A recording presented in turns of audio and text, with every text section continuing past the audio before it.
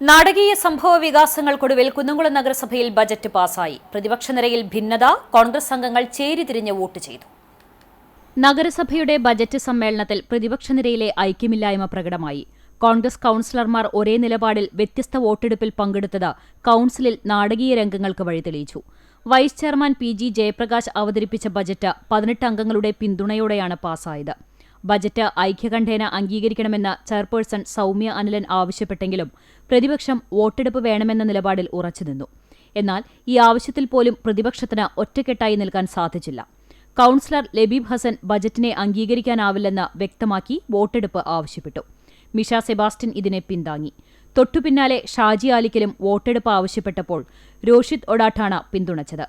കോൺഗ്രസ് അംഗങ്ങൾ തന്നെ 2 വ്യത്യസ്ത ഗ്രൂപ്പുകളായി വോട്ടെടുപ്പ് ആവശ്യപ്പെട്ടത് ശ്രദ്ധേയമായി. കോൺഗ്രസിന് പിന്നാലെ ബി.ജെ.പിയിലെ ഗീതാ ശശിയും വോട്ടെടുപ്പ് ആവശ്യപ്പെട്ടു. സജീഷ് കില്ലപ്പൻ ഇതിനെ പിന്തുണച്ചു. 3 വിഭാഗങ്ങൾ വെവ്വേറെ വോട്ടെടുപ്പ് ആവശ്യപ്പെട്ടതോടെ ചെയർപേഴ്സൺ ഓരോ ഗ്രൂപ്പിനും വെവ്വേറെ വോട്ടെടുപ്പ് നടത്തി. ലബീബ് ഹസന്റെ അഭിപ്രായത്തോടെ യോജിക്കുന്നവർ കൈപ്പൊക്കാൻ ആവശ്യപ്പെട്ടപ്പോൾ 4 പേർ പിന്തുണച്ചു. ഷാജി ആലിക്കലിന്റെ അഭിപ്രായത്തോടെ യോജിക്കുന്നവർ കൈപ്പൊക്കാൻ ആവശ്യപ്പെട്ടപ്പോൾ സ്വതന്ത്ര അംഗം കെ.പി. മിനി ഉൾപ്പെടെ 6 പേർ പിന്തുണച്ചു. ഗീതാ ശശിയുടെ ആവശ്യത്തെ പിന്തുണയ്ക്കുന്നവർ കൈപ്പൊക്കാൻ ആവശ്യപ്പെട്ടപ്പോൾ 7 ബി.ജെ.പി. അംഗങ്ങൾ പിന്തുണച്ചു. ബജറ്റിനെ അനുകൂലിച്ച CPIMലെ 18 അംഗങ്ങളുടെ പിന്തുണയോടെ ബജറ്റ് പാസായതായി ചെയർപേഴ്സൺ അറിയിച്ചു. ബജറ്റിനെ എതിർത്ത് സംസാരിച്ചെങ്കിലും വോട്ടെടുപ്പിൽ നിന്ന് 4 RMP അംഗങ്ങൾ വിട്ടുനിന്ന് നിഷ്പക്ഷത പാലിച്ചു. RMP അംഗങ്ങൾ കൂടി ബജറ്റിനെതിരെ വോട്ട് ചെയ്തിരുന്നെങ്കിൽ നഗരസഭയിൽ ഭരണപ്രതിസന്ധി ഉണ്ടാകുമായിരുന്നു.